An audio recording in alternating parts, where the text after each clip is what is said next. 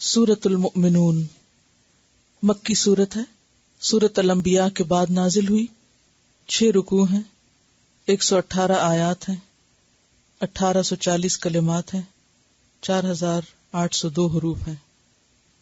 بسم اللہ الرحمن الرحیم۔ قد افلح المؤمنون، تحقیق فلاح پا گئے مومن، یقیناً کامیاب ہو گئے مومن۔ حضرت عمر رضی اللہ تعالی عنہ سے روایت ہے کہ جب آپ صلی اللہ علیہ وسلم پر وحی اترتی تو آپ کے چہرے کے آس پاس شہد کی مکھی کی گنگناہٹ جیسی آواز آنے لگتی۔ ایک دن آپ پر وحی نازل ہوئی تو تھوڑی ہی دیر بعد آپ نے قبلے کی طرف منہ کر کے دونوں ہاتھ اٹھا کر دعا کی، اے اللہ ہمیں زیادہ کر، تھوڑے نہ رہنے دے، ہمیں عزت عطا فرما، ذلیل نہ رہنے دے، ہمیں عطا کر اور محروم نہ رکھ، ہمیں دوسروں پر مقدم کر، دوسروں کو ہم پر مقدم نہ کر، ہمیں خوش کر دے اور ہم سے خوش ہو جا۔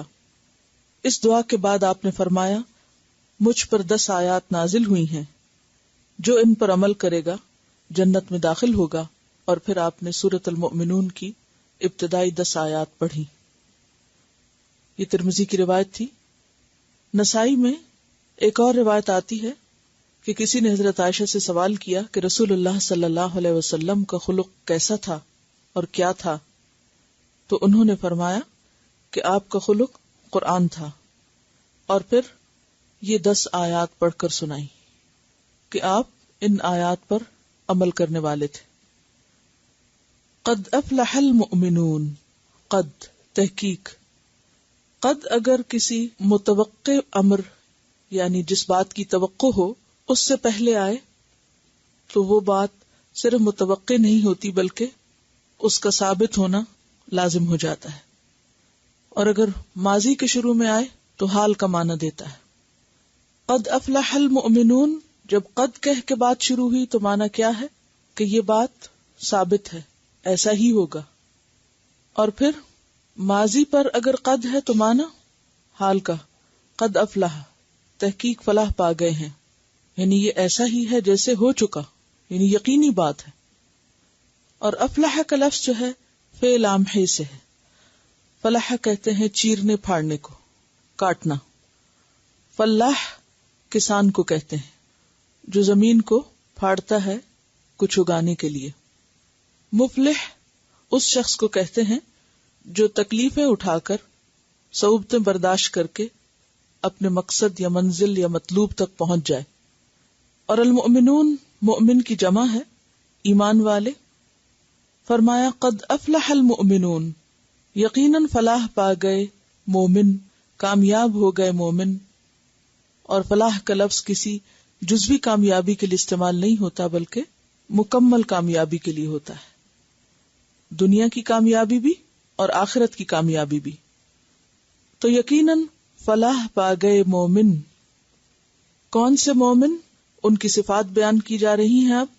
الذین هم فی صلاتهم خاشعون، وہ لوگ جو اپنی نمازوں میں خشوع اختیار کرنے والے ہیں، عاجزی کرنے والے ہیں۔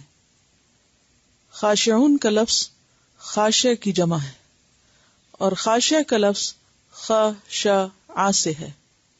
خشع کا معنی ہوتا ہے جھک جانا، دب جانا۔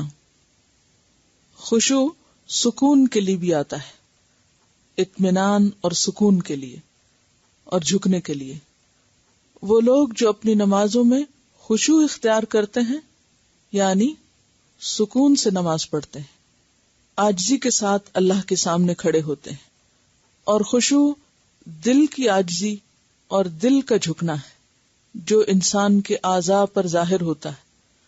اعضاء کے جھکنے کو خضوع کہتے ہیں، اسی لیے یہ دونوں لفظ ساتھ ساتھ استعمال ہوتے ہیں، خشوع اور خضوع۔ خشوع دل کا جھکنا۔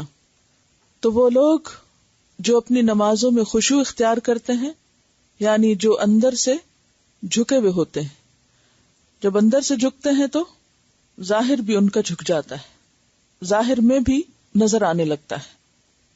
ایک صحابی تھے، وہ دعا مانگتے تھے کہ یا اللہ ہمیں منافقت والے خشوع سے بچا، نفاق والے خشوع سے بچا، اور نفاق والا خشوع کیا ہوتا ہے کہ انسان بظاہر تو ایک مسکین شکل بنا کے کھڑا ہو، لیکن اندر سے اس کا دل راضی نہ ہو، اندر جھکا ہوا نہ ہو۔ منافقت کہتے بھی کس کو ہے؟ ظاہر اور باطن کے فرق کو، اور باطن کا فرق یا باطن کی یا دل کی جو کیفیت ہوتی ہے وہ کسی نہ کسی طرح انسان کے عمل میں ضرور ظاہر ہو جاتی، انسان اس کو زیادہ دیر تک چھپا کے نہیں رکھ سکتا۔ اسی لیے ہم دیکھتے ہیں کہ ایک موقع پر حضرت ابو ہریرہ فرماتے ہیں کہ رسول اللہ صلی اللہ علیہ وسلم نے ایک شخص کو دیکھا کہ نماز میں اپنی داڑھی سے کھیل رہا ہے۔ فرمایا لو خشع قلب هذا لخشعت جوارحه، اگر اس کے دل میں خشوع ہوتا تو اس کے جوارح یعنی اس کے اعضاء اور اس کے ظاہر میں خود بخود خشوع آ جاتا۔ یہ بالکل ایسے ہی ہے کہ اگر کسی انسان کے لیے بھی دل میں آپ کی قدر ہے، عزت ہے، تو آپ کا عمل خود بخود اس کی مرضی کے مطابق ہوگا، اور اگر دل میں کسی کی عزت نہیں، دل میں کسی کا ڈر نہیں، تو آپ کا ظاہری عمل کبھی بھی بدل نہیں سکتا۔ آپ اگر وقتی طور پہ مسکین شکل بنا کے خوشامد کریں بھی کسی کی، تو وہ زیادہ دیر باقی نہیں رہ سکتی، وہ کہیں نہ کہیں نفاق کھل کے رہے گا۔ لیکن اگر کسی کے لیے بھی آپ کے دل میں قدر اور عزت ہے تو بھلے کیسے بھی حالات ہوں، کچھ بھی ہو، وہ عمل میں فوراً آ جائے گا، عمل پھر اس کے خلاف نہیں جا سکتا۔ تو اسی لیے خشوع جو ہے دراصل دل کا خشوع ہے جو عمل میں آتا ہے، دل کا جھکاؤ ہے۔ اگر دل ہی نماز میں نہیں لگا ہوا تو ایک جگہ پر رک کے آپ کھڑے ہو ہی نہیں سکتے، کسی نہ کسی طرح آپ میں بے چینی اور ہل جل اور نماز میں جلدی جلدی خود بخود ہو جائے گا۔ اسی لیے سورۃ البقرہ 45 میں آتا ہے وَإِنَّهَا لَكَبِيرَةٌ إِلَّا عَلَى الْخَاشِعِينَ، کہ بے شک وہ نماز بہت بھاری ہے مگر خشوع اختیار کرنے والوں پر، اللہ سے ڈرنے والوں پر۔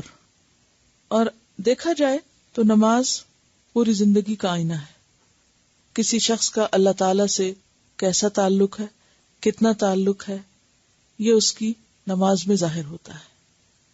نماز بتاتی ہے، اگر کسی کا دل نماز میں نہیں لگتا تو اس کا مطلب یہ ہے کہ اس کا اللہ تعالی سے تعلق درست نہیں۔ تو الذین هم فی صلاتهم خاشعون، وہ لوگ جو اپنی نماز میں خشوع اختیار کرتے ہیں۔ اور اس کے برعکس ویل للمصلین الذین هم عن صلاتهم ساہون الذین هم یراؤون ویمنعون الماعون، کہ ہلاکت ہے، تباہی ہے ان نمازیوں کے لیے جو اپنی نمازوں سے غافل ہیں، وہ جو دکھاوا کرتے ہیں۔ یعنی اگر بظاہر ایک کیفیت بنائی ہوئی بھی ہے تو وہ بھی دکھاوے کی ہے۔ اسی لیے تنہائی کی نمازیں ان کی اس خشوع و خضوع سے نہیں ہوتی جو نمازیں ان کی لوگوں کے سامنے ہوتی ہیں۔ اسی لیے منافقت بدترین صفت ہے، بدترین بد اخلاقی ہے، اور انسان کے کم عقل ہونے کی نشانی ہے، کیونکہ اگر کوئی سمجھدار ہو تو کبھی ایسا نہ کرے۔ اسی لیے قرآن پاک کی ابتدا میں جو منافقین کی صفات بتائی گئی ان میں لا یعلمون، لا یشعرون اور ما یشعرون کی کیفیات آتی ہیں، اور پھر اپنی اسی ناسمجھی کی وجہ سے یخادعون اللہ والذین آمنوا وما یخدعون الا انفسهم وما یشعرون، اللہ اور اہل ایمان کو دھوکہ دیتے ہیں، حالانکہ وہ اپنے آپ ہی کو دھوکہ دیتے ہیں، لیکن ان کو احساس ہی نہیں کہ وہ دراصل اپنا نقصان کر رہے ہیں۔ تو کوئی بھی شخص جو لوگوں کے سامنے تو اچھی نماز پڑھے اور تسنع سے ایک خشوع کا مظاہرہ کرے، اور تنہائی میں تیز تیز جلدی جلدی، اور ایسی نماز جس میں اللہ کی یاد بالکل ہے ہی نہیں، تو ایسی نماز کو خشوع والی نماز نہیں کہا جا سکتا۔ تو کامیابی کے لیے شرط ہے کہ سب سے پہلے بندے کا تعلق اللہ تعالی سے درست ہو، اور درست تعلق کی علامت درست نماز ہے، اور اس نماز میں اللہ کی یاد ہے، کیونکہ اللہ تعالیٰ نے نماز کس لیے رکھی؟ اقم الصلاۃ لذکری، نماز میری یاد کے لیے قائم کرو۔ اور اگر نماز میں اللہ کی یاد ہی نہیں، پھر نماز کیا نماز ہے؟